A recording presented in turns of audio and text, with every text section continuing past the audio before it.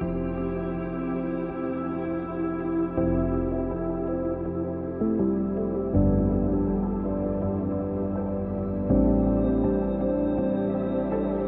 name is Davin. I'm grade 12.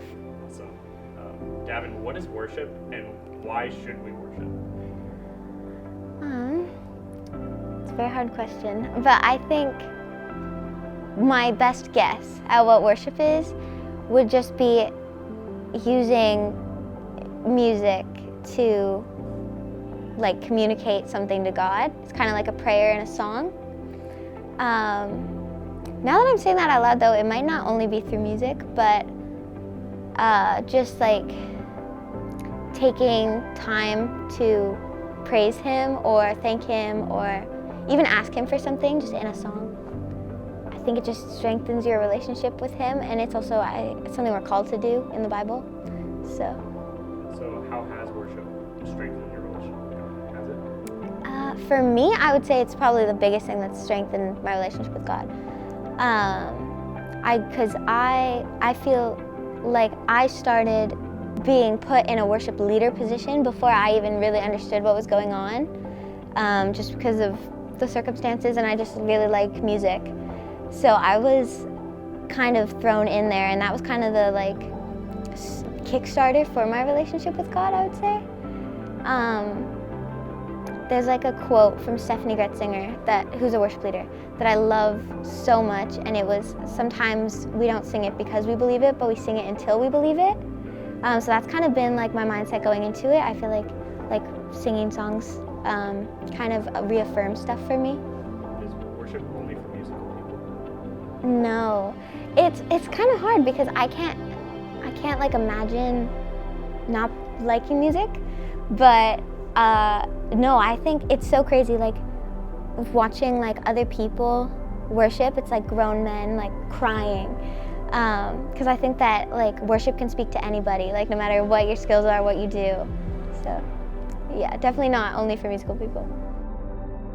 Hey everybody, welcome back to our series, Spiritual Disciplines, Training for Life and Beyond. And again, we're looking at this idea of different practices that we can do that can help us grow in our relationship with God and our relationship with others. The passage, of course, that we're kind of getting this from is in 1 Timothy chapter 4, verse 7 to 8. Listen to what it says. It says, "Have nothing to do with irreverent, silly myths.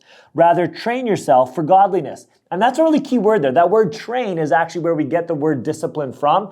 And it has with it this idea that there's certain things we got to work at that isn't really fun. Like they're not really fun to do in the moment. But man, when we're finished them, there's such a good reward for us. So for me, one of the things that I have to do, I've mentioned it before, is I have to do some exercise stuff. It's good for my brain, good for my body.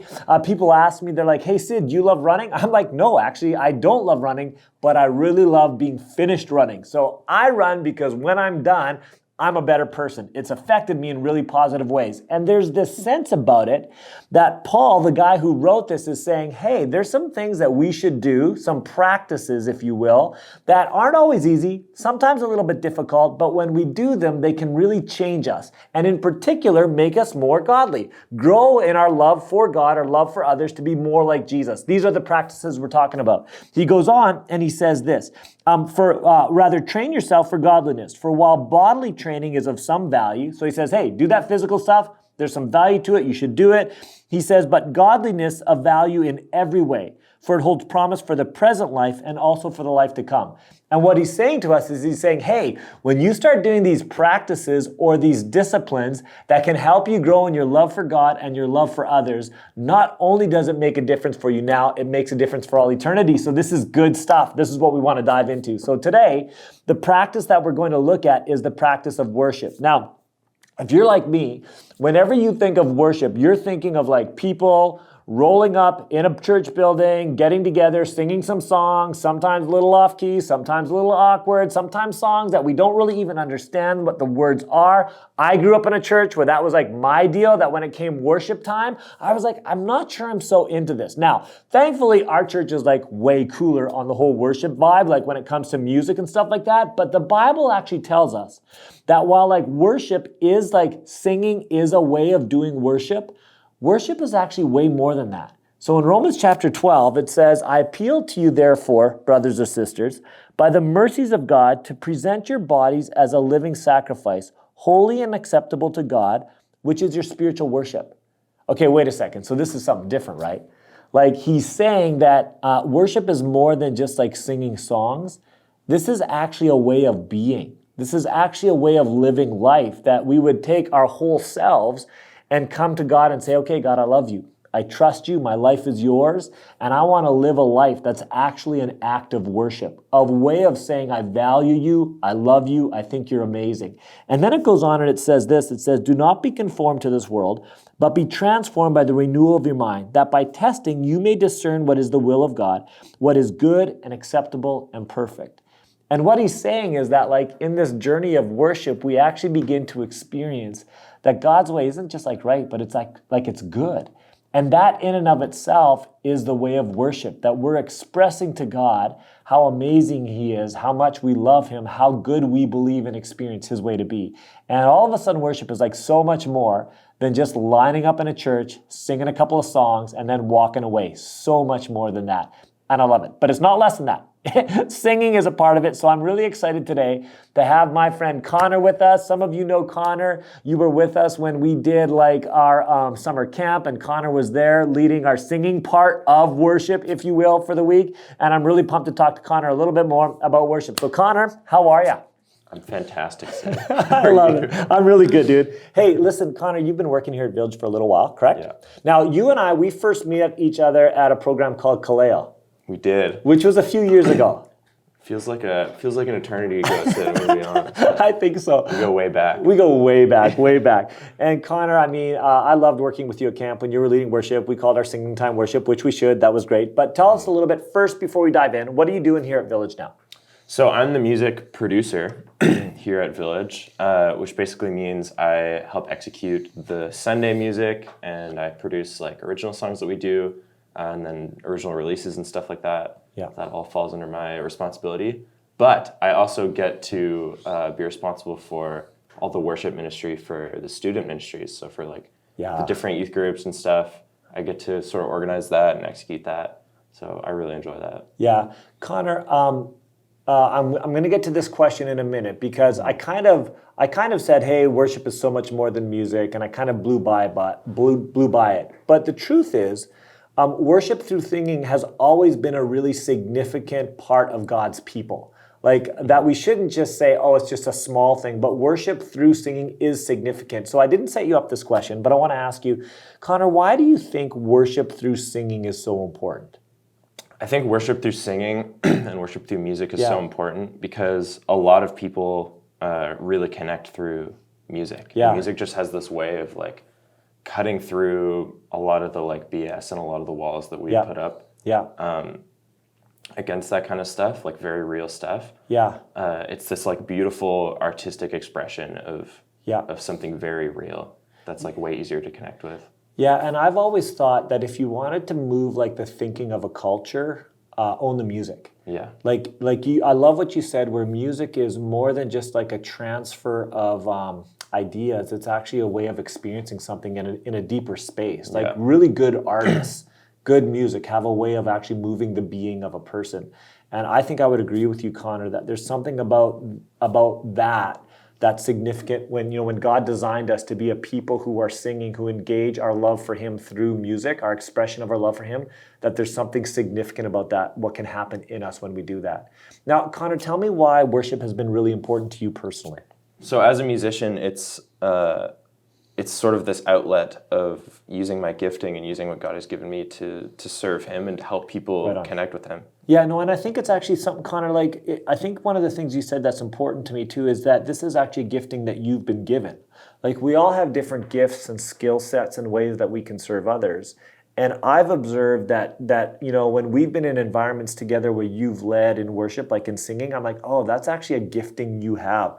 And it seems to me that you leading others in worship through singing is something you have to steward, right? Like, would there be this sense that this is something God has actually called you to? Would that be a fair way to look at it? 100%, yeah. Yeah, there's definitely been times in my life where I wanted to use music as like a selfish ambition or use it for other things. And God sort of just put this call in my life that was like, no, this is for something bigger than you. Yeah. This is for other people and this is for my glory. Yeah. Connor, like, I mean, you're gifted, you lead people in worship when it comes to singing in particular. But why has it been significant for you personally? What role has it played in your life? Yeah, so outside of a singing context, in seasons where it's like way harder Yeah. to recognize God in harder moments, and when it's way harder to want to, Yeah. all of that worship comes out of a place of understanding that there's a very real spiritual battle over your affections and over the desires of your heart. Yeah. So Connor, I want to actually I want to just touch on that for a second. If I heard you right, I mean, we would watch you lead worship here at Village, right? We get to see it on the screen. It looks pretty passionate. It looks fairly engaged.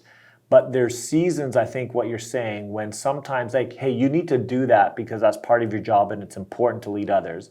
But it's not necessarily when your affections are just right there. Sometimes the act of worship is something you go, I know like my heart isn't lined up here yet, but I know it's the right thing to do. So I'm going to use worship to actually move my heart into what's right. Yeah. Would that be, yeah. So and I think that's important for our students to hear that sometimes when they're at youth group, we're doing our singing time, and you've come out of like a really bad space, maybe you're struggling in terms of like friendship groups and different things like that. You don't like feel passionate about Jesus. You don't feel passionate about expressing your love for God in that space. It doesn't mean you're inauthentic to lean into that practice and still do that. And sometimes in expressing what is true about God, even though we're struggling with feeling it, can actually move our hearts into a space where now we're engaged both with our emotions as well as our minds. Would that be a right way to say that, Connor? 100%, yeah. Yeah, I can believe that. And I think it's really important, Connor. I love that we can hear that, man, all of us kind of have ups and downs in our emotional experience when it comes to expressing our love for God. Like, I think that's really fair and normal and human for us. Yeah. Connor, I know like in church, we think about worship primarily as like singing music, but that's not the jam for all of us. Do you know what I mean? Like for me, I wouldn't say like my number one way of expressing my love for God or being aware of his presence or acknowledging how amazing he is. My number one way is not always through music. What would be some other ways that a person could like engage in the practice of worship outside of just music? Yeah. So worship is just like recognizing God's goodness and that he's worthy of Love it. Of praise. Yeah. And of our affection at any time throughout the day. Yeah.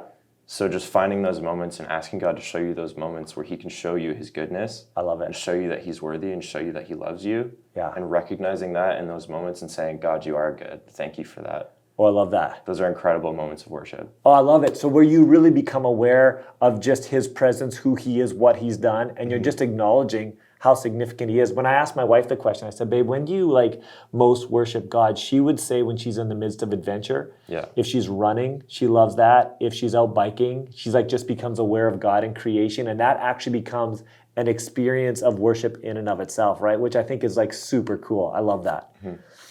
Connor, if you were going to challenge our students into a type of like a practice of worship this week, what would you challenge them to do? What would you say, hey, this week, if you want to do one thing that would be an experience of worship, you should try and do this? What would it be?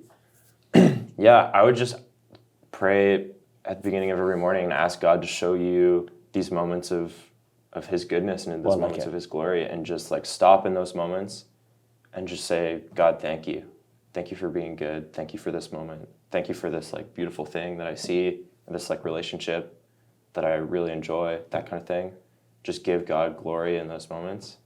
Oh, okay. So That's I think it's so amazing. So I'm going to like frame it here, and let me get really pointed on this. So Connor, I think what would be cool, two things.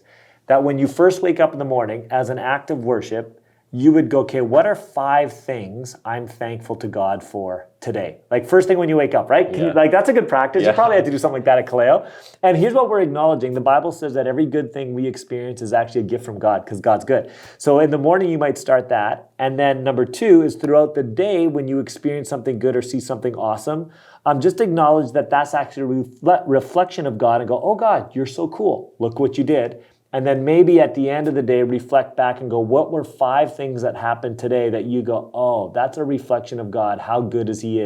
How good is he? And that might be a great act of worship. So we could say it's like, how could we frame this?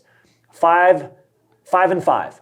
5 things that we're thankful for in the morning as an act of worship, and 5 things reflecting back on our day as an act of worship before you go to bed. How good is that? That's so good. We just came up with a practice. That's right. That's Connor and I's practice. So you guys need to do that. So that's your challenge for the week, 5 and 5. 5 in the morning, 5 in the evening, just reflecting back to God about how good he is and ways that you have seen him, your love for him. We think that would be amazing. Hey, Connor, just as we're kind of ending our time together here, what's one thing you would like to leave with the students, before we end our conversation when it comes to worship?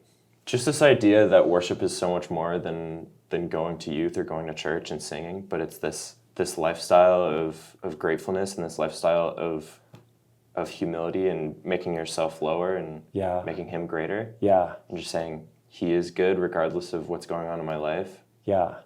Man, I love that. I think, Connor, I'm just hearing you say that, and this is a new thought, that worship is actually putting things back in a right perspective. Yeah.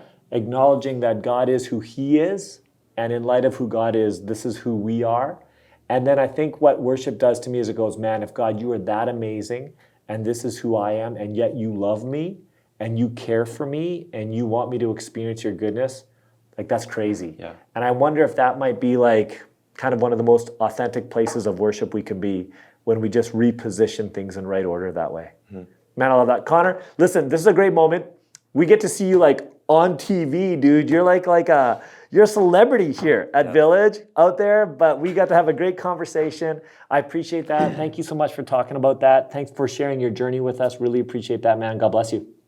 Thanks, Sid. All right, hey, listen, you're going to go to your small groups now. You're going to talk a little bit more about worship and discuss what might be that practice or that challenge you're going to engage in this week. And then you can talk about that throughout the week with your group as well. God bless.